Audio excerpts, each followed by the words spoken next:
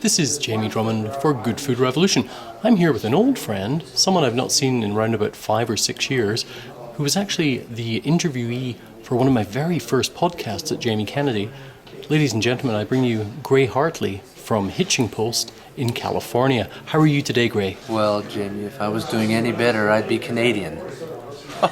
So what has changed in the last 6 years? Because I was always a huge fan of your wine at Jamie Kennedy Wine Bar. I've seen some of your wine coming in through the LCBO, which has been very exciting. Very exciting. But what developments have gone on? What kind of evolution has gone on at the winery itself? Well, when last we spoke, Frank and I were making our wine at Central Coast Wine Services, a co-op, if you will, of wine makers within another umbrella.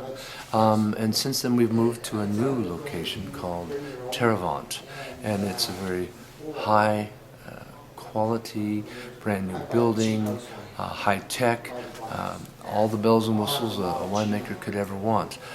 Our style hasn't changed at all. We're just able to utilize all this wonderful high tech when it's needed. So I noticed the bottling I've never seen before. The Hometown Pinot Noir, I thought I knew your entire lineup, but that's something new to me. Tell me a little about that. I'll tell you a little bit about Hometown, but first I have to ask you, what's your hometown? My hometown would be Edinburgh, Scotland. Aye, wouldn't it though? Our hometown, where we first started making wine, was in Santa Maria.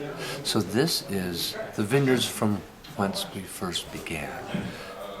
Biennacido, Julia's, Sierra Madre vineyard, which we started with in 1981, was our first Pinot Noir.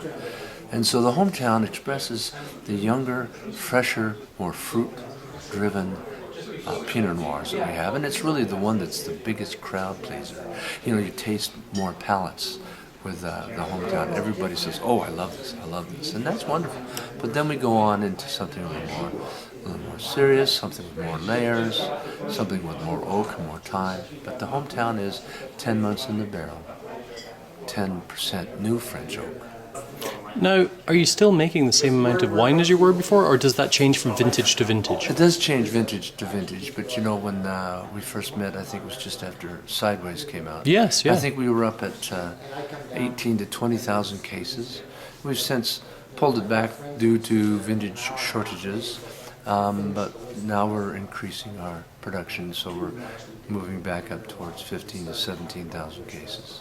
Now, where are your wines being distributed these days? Because I'm sure after that little boost from that film that we shall not mention again, I'm sure that demand for your wines worldwide actually increased. I would hope so. Well, you know, the fun part of that, Jamie, was the notoriety that we got. We had people come in from all over the world to our restaurant. One day we had a bus pull up, and it was a Swiss wine riders. They came in, and another day they would come into the winery. The French came in, and the Germans came in, and they wanted to interview us and talk all about it. Our wines are now in Denmark, Japan. We have a little in Singapore and Canada. How do you feel the world of wine treats Californian wines these days? Are they still as uber fashionable as they once were?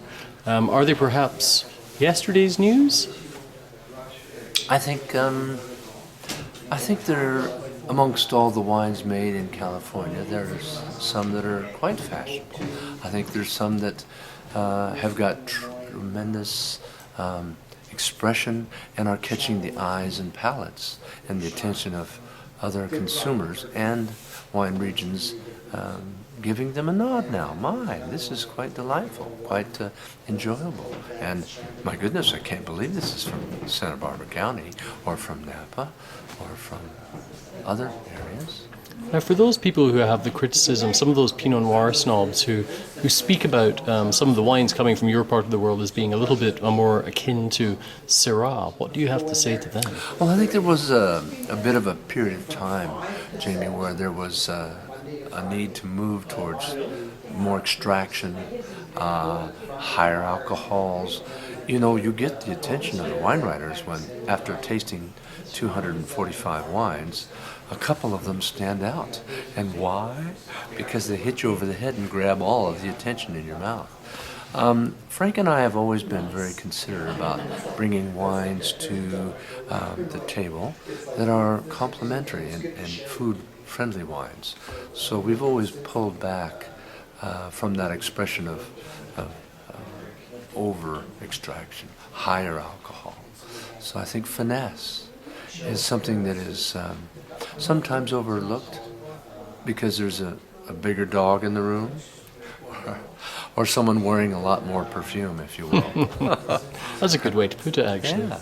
Gray Hartley, thank you very much for joining us again at Good Food Revolution, and we look forward to catching up with you, perhaps in California the next time. Oh, please come and visit.